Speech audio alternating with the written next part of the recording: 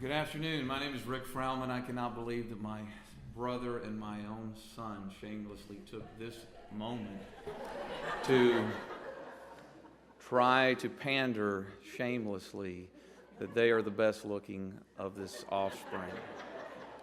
I feel confident enough that I'm not going to go down that road. I do feel like this is the first funeral I've ever attended that needs an intermission at this point. But I don't think we're going to have one.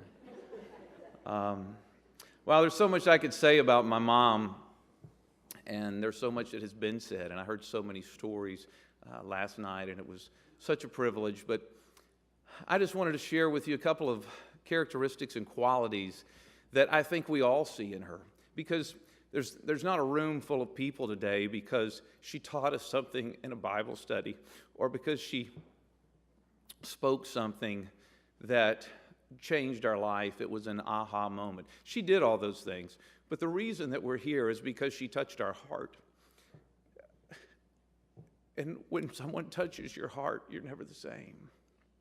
And none of us will be the same. And the things that she used to touch her heart were obviously love. That was one of the first things I always knew every day of my life that she loved my father. I always knew that she loved the Lord. There was never any question. I always knew that she loved me.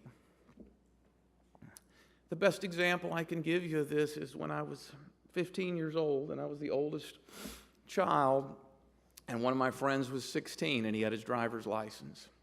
And we were going to go out and have a good time. That was the first time that I was going to be in a car with someone that wasn't an adult. And I'm sure if you're a parent, you've been through that, and that's a very trying situation. So I was talking to my mom, and I said, we're going to go, and I don't even remember who it was or what we were going to do, but she said, you can go on this one condition. And she made me memorize this, and she sat me down, and she looked me in the eyes, and she said, I want you to tell him before you pull out of the driveway that you are the most important, that he is carrying the most important cargo in the world, that you're more important than all the diamonds, rubies, emeralds, millions of dollars. You're irreplaceable to me. And I said, okay. I had to practice it a couple times. She wouldn't let me out until I got it just right. So I got in the car, and we didn't do seat belts back then, I don't think. So we just looked at each other, and I said, before we go, I've got to tell you something. It's very important.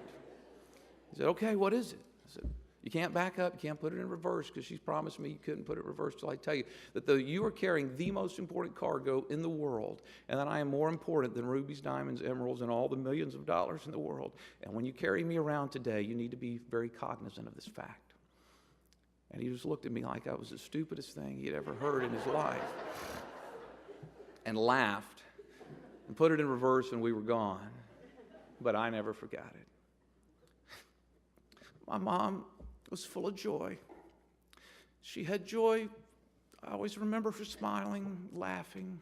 We had a home full of laughter, home full of smiles. She did laugh at all my dad's jokes all the time.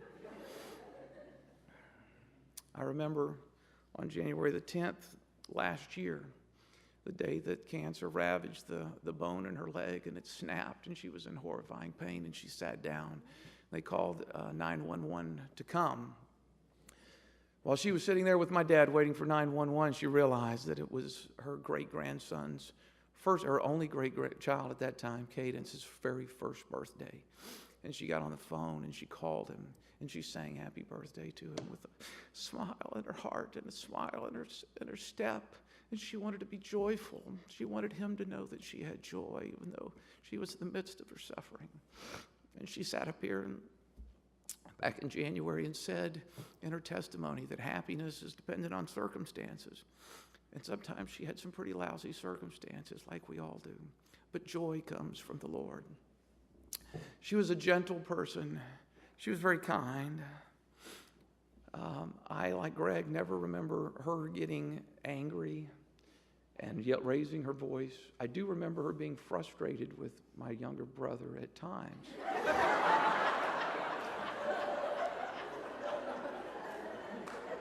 But he was very young and didn't know. And she would lock herself in her room, and she would come out later, and she would have a smile on her face. But she did not ever raise her voice. She never yelled at me. She never yelled at my brother. She never slammed the door. She never went on a rant and rage. I'm sure she was angry and frustrated raising two teenage boys and different times in her life. She had different times. It was a long span of her life, but she never showed that to us. She wanted her home to be one of peace, and she told us that many times. She made an intentional effort for it to be filled with peace. And when we think of her, I don't think of her as someone running around that's hectic. I think of her smiling, peaceful, laughing, loving. I do remember those days, and I don't think it was just your blue jeans. I remember your underwear and your socks were all toasty warm because she didn't want Greg to be cold at the bus stop. I don't remember those days with me, but I do remember them with Greg. And I remember him smiling when you put your leg out like that. But she was thoughtful and caring and things of those natures. And you all have your own stories. And our stories are not different or better. We just happen to have the microphone to share with you ours. But what I want to say today is those things that we saw in my mom's life, of all the characteristics that I want to take away from her life, there's one characteristic that rides above all of those things. And that is when she was 12 years old. You all know her story if you spent any time with her. She lay in a hospital bed in isolation with polio. No one could see her except her mom or dad, and they were in white, dressed, and everything was closed down. She couldn't see her friends. She was taken out of school. She laid there. And polio doesn't sound like much today, but it was a death sentence then. And no one knew how it was transmitted. They didn't know what the cure was. They didn't know what it was, so they just put you away. It was sort of like leprosy in the New Testament times. And as she lay there, a scared little girl at 12 years old, looking up into the ceiling, into the darkness, she heard the doctor tell her mother and father, she'll never walk. She'll never have children. She'll never lead a normal life. And you know her story, and she gave her life to the Lord that night, and she said, I hope you can give these things to me. I want these things, and I will follow you all the days of her life. And the characteristic I admire the most about her is that she did follow the Lord all the days of her life. There's a lot of us that start down that path, and 3 days later we say, this God thing is not working out. Or 3 weeks later, or 3 months later, or 3 years later, and we say, we tried that, it's not really there. And that's a common story in our world today. But you know, she didn't. She celebrated her 75th birthday right before she passed away. So for 63 years, she hung on to Jesus, and she wanted more of him. And she got more of him. He's faithful, and he gave her more of him. And I've heard people say things, and I really appreciate what you're saying when you say it, because I know your heart. I've heard people say, she was an angel. I've heard people say they broke the mold when they made your mother. I've heard people say there's nobody I've ever met like her. And while I think much of that is true, I think if she was here, she would say, don't put me on a pedestal.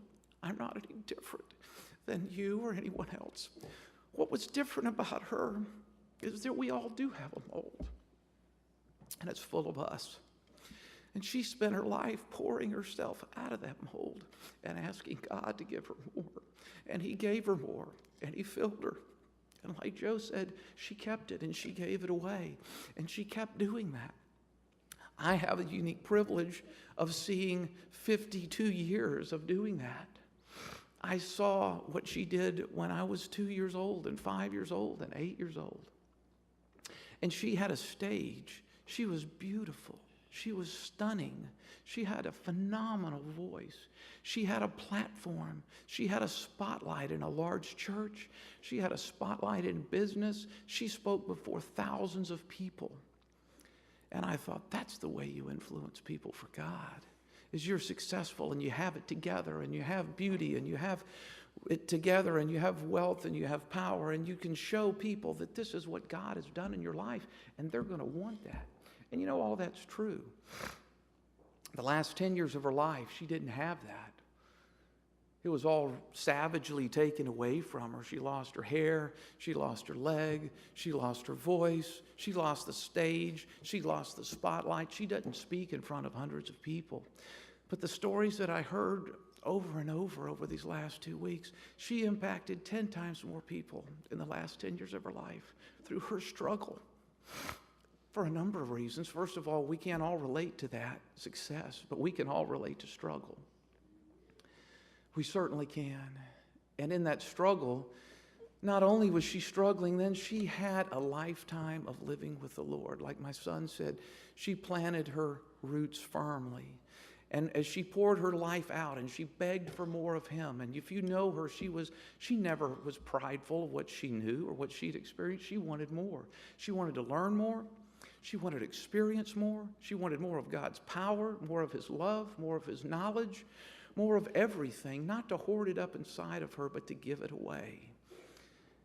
And it reminds me of the fruits of the Spirit in Galatians, because all the things I mentioned to you that are qualities and characteristics that I admire and that we admire in my mother's life, Paul talks about them in Galatians 5, and he says the fruits of the Spirit are love, and it's joy, and it's peace, it's patience, there's kindness, there's gentleness, there's thoughtfulness, and there's self-control. And all of those things that I said, that was what my mother experienced. And she would tell you today that they didn't come from herself. She would tell you that she tried to have them come from herself, just like we all do, and it's not there.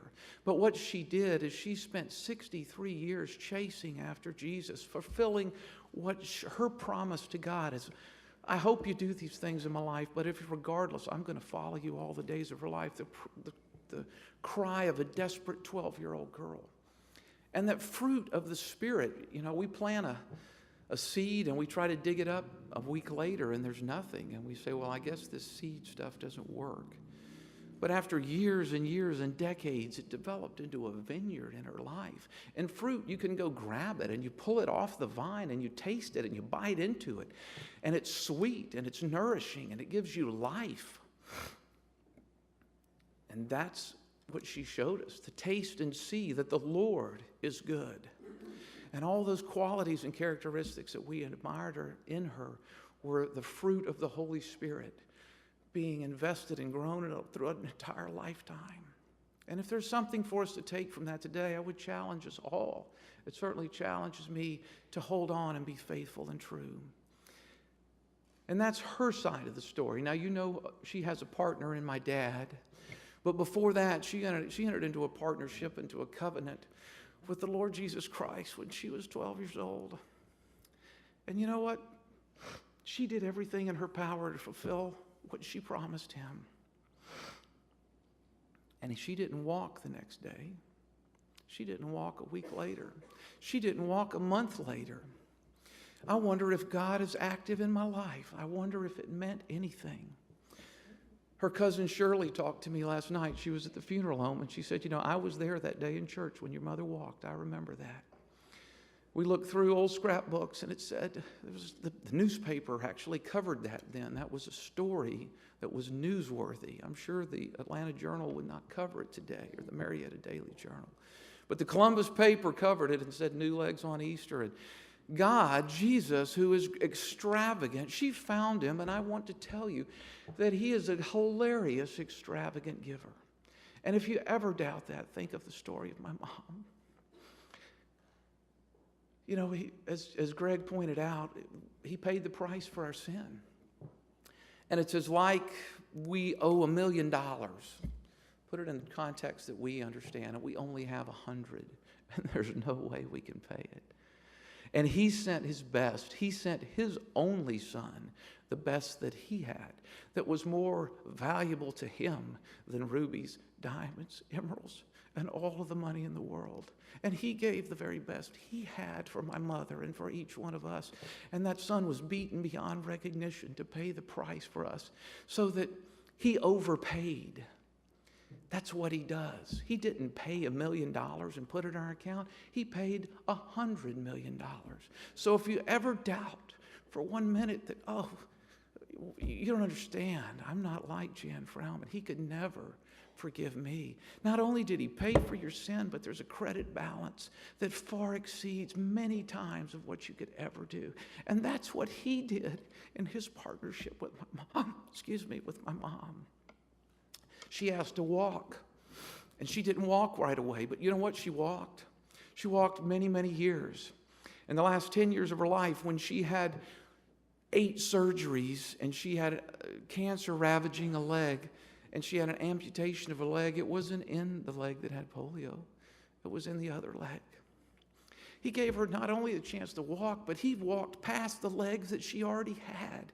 He extravagantly gave her more. And when I was in the hospital room, when she woke up after she lost that leg, and she was learning to transition from one leg from a bed to a wheelchair, and a wheelchair to a car, and she was struggling, that leg that had polio was the one that held her up for the last 2 years of her life and gave her strength. And she asked for a child. And I think that's why she loved me so much. It was nothing I did. I did nothing. But what I was the very first part, and Greg was the next part of the fulfillment of her longing and her dream and her prayer to please give me children. And she did. And on January 2nd of this year, when she was in Austin at our house, Nate and Brittany birthed her 3rd great-grandchild, Jonathan Robert. And she was there in the hospital and got to hold him about an hour afterwards. And Cadence and Michaela were there, and all 3 of her great-grandchildren were there. And I remember as she held Michaela, that little girl, she just wept with tears of joy. I said, "Mom, what's wrong?" And she said, "I can't explain it. There are no words. I cannot describe to you. I cannot tell you the joy that I have. I never thought I would see this moment, to see this far. I hoped for children, and I thought about grandchildren, and I never thought God would be so gracious and so merciful and so awesome to let me see this in my life." And he did. And I think he was just laughing with tears of joy, because she bargained for something and he gave her so much more. The last thing I'll tell you, and I'm sorry, she prayed for Greg and I to have a tender heart, so I can't help it. She prayed for us. The last thing that she prayed for and hoped for was a normal life. And I've been to a lot of funerals, and usually there's 5 people there. There's not a full house, standing room only at someone's funeral. And she had anything but a normal life. God gave her an extraordinary life, a life filled with meaning and purpose and power and difference. And she touched people's lives, and she made a difference in their lives. And I've heard many of the stories. She never had a normal life, because he is so big, and he is so powerful, and he is so good, and he is so extravagant that she didn't realize. You don't realize it in a day, and you don't realize it in a year. You only realize it when you look back and you have a chance to reflect. And she would tell me to tell you today, she wasn't anything unique or special. She was a little girl that was desperate for God, and she held on to him, and she was faithful all the days of her life, and she could not believe how much he loved her and how extravagant his love and his blessings were to her.